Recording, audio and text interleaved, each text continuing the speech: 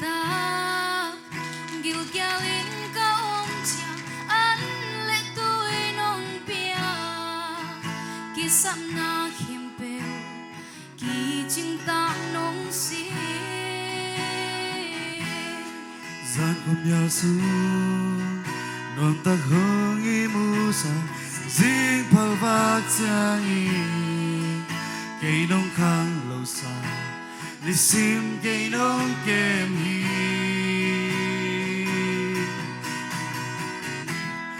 làm đằng loa hi cây nông ina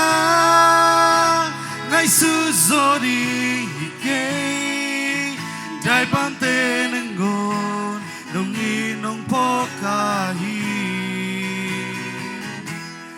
phát chim thấy keng su chim thấy keng cây tu ngà na hồi hi có xếp gióm lô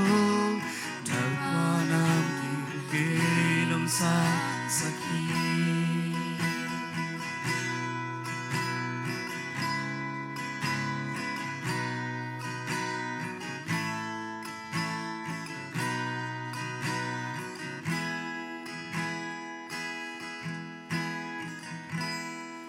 tu lam pi hong si khiao sak lo ke nong chiến đến hi hong sun thei linh te nong hep kia sak hi zani tu ni a ton tung ki khelo ke nong ít na hi ke le ka in qua Thupha to nong toam hi lam dang loa hi cây nong ina ngày xưa gió đi cây đại ban tê nang ngon nung nong po ca hi phát chim thấy keng su chim thấy keng cây tu ngà na hồi hi ca xếp gióm lô Thupha nam kim kê nông xa xa khi lâm đằng loa hi